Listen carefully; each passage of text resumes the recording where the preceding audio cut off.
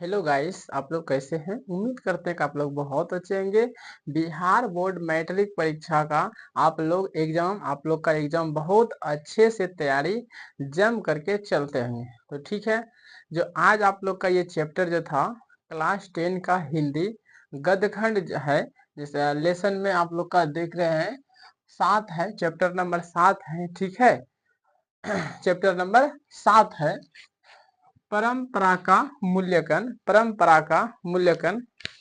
ये समझिएगा, परंपरा का जो मूल्यांकन है, ये चैप्टर बच्चों आपके जो सिलेबस में जब यदि इसको पढ़िएगा जाकर के 2 पन्ना का है, इतना जटिल है कि न आपको ठीक से समझ में आएगा।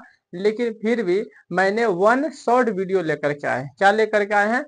One short video. कहने का मतलब ये है कि वन शॉट का मतलब होता है कि एक ही वीडियो में आपका ऑब्जेक्टिव सब्जेक्टिव इनका पूरा थ्योरी एक ही वीडियो में आपको दे दिया जाएगा। बस आपको ई वीडियो मतलब देखिए, मतलब आपका नहीं एक नंबरा छूटेगा, नहीं 2 नंबरा छूटेगा, नहीं 5 नंबर मतलब नहीं सब्जेक्टिव। इस वीडियो देख लीजिए। इस वीडियो को देखने के बाद आपको कोई भी वीडियो देखने का जरूरत नहीं है। मेरा 100% गारंटी है, एक्सपीरियंस है। ठीक है, तो बिना देर किए हुए चलते हैं। तो सुनिए ध्यान से, जितने भी बिहार बोर्ड के छात्र एवं छात्राएं हैं उनके लिए ये वीडियो बहुत महत्वपूर्ण है, क्लास 10 के। ठीक है, मैट्रिक परीक्षा के लिए। तो ये हिंदी का है। ठीक है, आपको भी पता है अगर इसको छोड़ते हैं तो टोटल 100 नंबर का हिंदी का परीक्षा होता है। ठीक है, यदि आप इनको छोड़ते हैं तो आपको आगे दिक्कत होने की संभावना है। ठीक है, तो उम्मीद करते हैं ये वीडियो को आप लोग पूरा देखिएगा। अच्छा लगेगा तो आप लोग शेयर भी दोस्तों को कर दीजिएगा। ठीक है, तो चलिए शुरू करते हैं बिना देर किए हुए। चलिए, ये आपके सामने दिख रहा है कक्षा 10 विषय हिंदी, आपको समझा दिए चैप्टर नंबर 7। चैप्टर आज हम लोग पढ़ने वाले हैं परंपरा का मूल्यांकन। और एक विशेष बात बता देते हैं बच्चों, मात्र वह हमको 15 मिनट घड़ी दे करके समय दीजिए। मात्र वह 15 मिनट का हमको घड़ी देख करके समय दीजिए। आपका 15 मिनट में चैप्टर आपका समाप्त हमने कर देंगे। ठीक है, मात्र 15 मिनट में हमको टाइम दीजिए।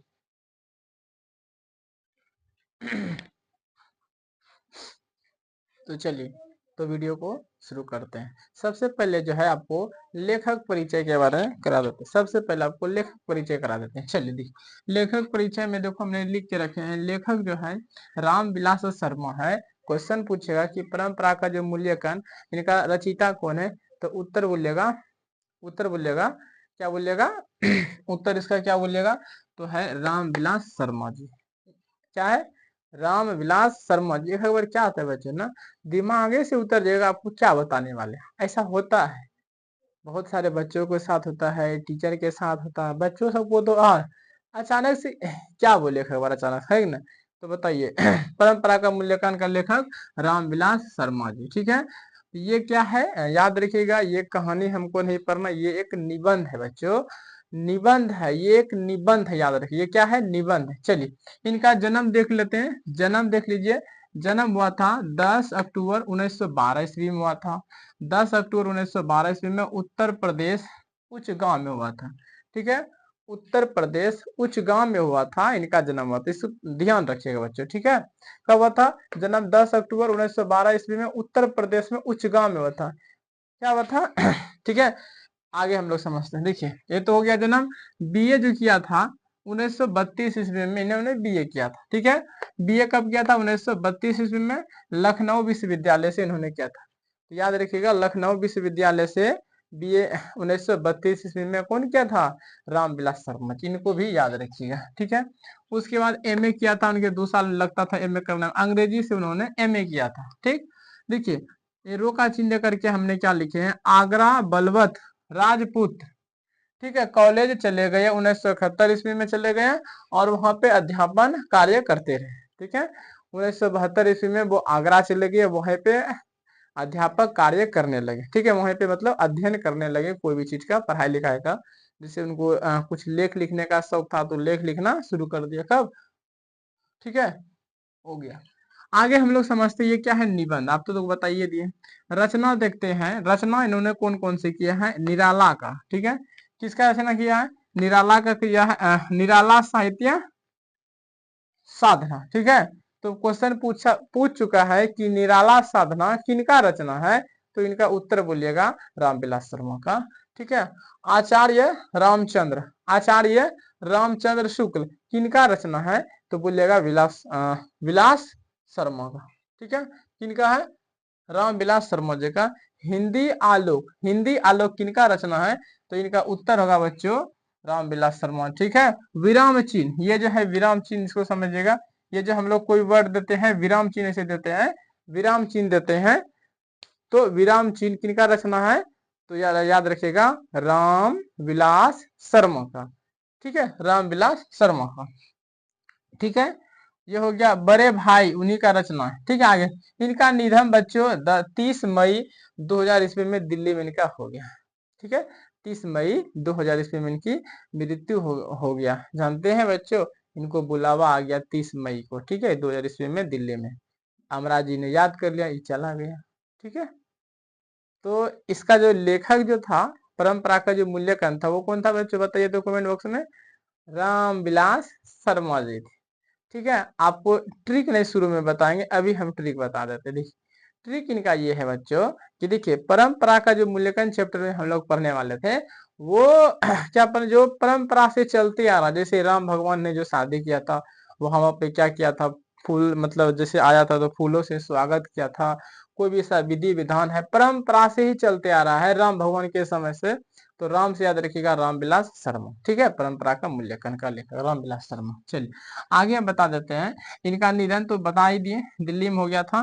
देखिए और इसमें किताब का हमने क्वेश्चन उठाए हैं, छोटा छोटा है, इनको ध्यान से समझिएगा, 1 नंबर के लिए वेरी वेरी इंपॉर्टेंट। देखिए अमेरिका ने सबसे पहले परमाणु बम बनाया था, उसके बाद रूस ने बनाया था। तो क्वेश्चन पूछेगा किस देश ने सबसे पहले परमाणु बम बनाया था, इनका उत्तर होगा अमेरिका होगा। ठीक है, उसके बाद किसने बनाया था, रूस ने बनाया था। ठीक है, रूस ने बनाया था। विश्व का सबसे बड़ा देश कौन है, तो रूस है। ठीक है, अमेरिका हम लोग का पड़ोसी देश। ठीक है, चलिए आगे समझते हैं। कविता के 2 ही केंद्र है, कविता के 2 ही केंद्र अभी तक मिला है, पहला भारत, दूसरा ईरान। ठीक है, कहने का मतलब है कि कविता का 2 ही केंद्र अभी तक है, मतलब जो कविता जहाँ पे लिख लिया कहीं पे, ठीक है, लेकिन जो लिखा जाता था, छपा जाता था, वो केवल केवल भारत और ईरान में ही लिखा और छपा जाता है। ठीक है, तो इनको याद रखिए। कविता का कितने केंद्र रहे हैं, 2 गो, दोनों का केंद्र का नाम भारत और ईरान। ठीक, आगे समझते हैं हम लोग। देखिए हिटलर ने सोवियत संघ पर आक्रमण किया था, इस क्वेश्चन को याद रखिएगा कि हिटलर ने सोवियत संघ पर आक्रमण किया था। क्या किया था, आक्रमण किया था। इनको अभी ध्यान से याद रखिए। उनके बाद है बच्चों, देखिए रूसी क्रांति 1917 ईस्वी में हुआ था, इनको याद रखिएगा। रूसी क्रांति 1917 ईस्वी में हुआ था। ठीक है, रूसी क्रांति 1917 ईस्वी में हुआ था, याद रखिएगा। रूसी क्रांति 1917 ईस्वी में हुआ था। ठीक है, एक हम लिखे हैं छोटा सा, इसको समझिएगा थोड़ा ध्यान सा। ये बहुत अच्छा लाइन लिखे हैं कि दूसरों के साहित्य नकल कर लिखा हुआ अधम कहलाता है। जो भी बच्चों दूसरे का लेख देख करके लिखा जाता है, मतलब नकल करके लिखा जाता है, वो क्या कहलाता है, अधम कहलाता है। ठीक है, ऑब्जेक्टिव के लिए सब क्वेश्चन वेरी वेरी इंपॉर्टेंट है। बताइए विश्व का सबसे बड़ा देश कौन सा है, रूस है। ठीक है, भारत का क्या है, वो दोस्त है। भारत का क्या है, वो रूस। ठीक है, दोस्त है। ठीक है, परंपरा ये हो गया। ये इनका बच्चों लेखक परिचय हमने बता दी। अब कहानी बस 5 मिनट और दीजिए, बस 5 मिनट में हम आपको कहानी समझा देंगे। ठीक है, 5 मिनट में हमने समझा देंगे। देखिए इस क्वेश्चन को जरा ध्यान से देखिए, यही एक क्वेश्चन है जो कि परीक्षा में आ सकता है कि परंपरा ज्ञान, परंपरा का ज्ञान सबसे सबसे ज्यादा आवश्यक किसको है, परंपरा का जो ज्ञान है वो सबसे ज्यादा किनको है। ठीक है, परंपरा का ज्ञान सबसे ज्यादा आवश्यक किनके लिए है और क्यों है, ये आपके किताब का क्वेश्चन है। ठीक है, परंपरा का जो ज्ञान है वो सबसे ज्यादा किनको जरूरी है, जरूरी है तो क्यों है, बताइए हमको क्यों है। तो इनका उत्तर होगा बच्चों, सीधा सीधी उत्तर है। देखिए जो लोग लकीर के फकीर नहीं होते हैं, जो सच में कुछ इतिहास लिखना चाहते हैं, जो इतिहास में कुछ परिवर्तन करना चाहते हैं, उनके लिए परंपरा का ज्ञान अति आवश्यक है। हम लोगों के लिए नहीं, हम लोगों के लिए केवल समाज का हम लोग को ज्ञान चाहिए कि समाज में कैसे बड़ों का आशीर्वाद लेते हैं, समाज में कैसे बड़ों का आशीर्वाद लेते हैं। छोटों को कैसे आशीर्वाद दिया जाता है, छोटे बच्चों से कैसे प्रेम किया जाता है, बड़े भाई का कैसे आदर किया जाता है। समझ रहे ना? तो हम लोग को समाज का ज्ञान चाहिए, ना कि हमको चाहिए परंपरा का ज्ञान चाहिए। वो तो बहुत सारा फेंका हुआ है।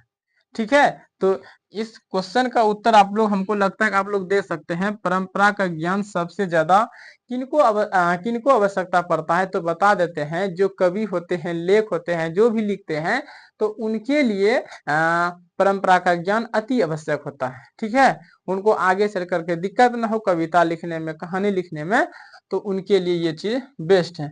ठीक है, एक चीज और बता देते हैं। देखिए ये किधर गया, हाँ देखिए, तो देखिए परंपरा का ज्ञान किनके लिए सबसे ज्यादा आवश्यक है और क्यों, यही है ना? तो इसका उत्तर जो आप बोलिएगा बच्चों, जो लोग साहित्य में युग परिवर्तन करना चाहते हैं, जो लोग साहित्य में युग परिवर्तन करना चाहते हैं, जो लकीर के फकीर नहीं है, जो लकीर के फकीर नहीं है, जो रूढ़ियों तोड़कर क्रांति करना चाहता है, रचना करना चाहता, सच में जिनके अंदर में जुनून है कुछ करने का, उनके लिए परंपरा का ज्ञान अति आवश्यक है, नहीं तो कोई फायदा नहीं है।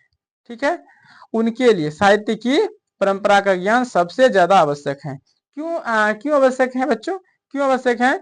क्योंकि परंपरा का ज्ञान सबसे महत्वपूर्ण उनके लिए जो इतिहास में परिवर्तन करना चाहते हैं, पहले बता दिए थे, जो इतिहास में परिवर्तन करना चाहते हैं, एवं कवि एवं लेखक के ठीक है, कवि एवं लेखक के लिए ये अति आवश्यक है। ठीक है, तो जो कवि लेख होता है, जो कवि जो जो लिखने वाले को हम लोग कवि या कविता कहते हैं, जो कविता लिखता है उन्हें कवि कहते हैं। ठीक है, जो लेखते लिखते हैं उन्हें लेखक कहते हैं।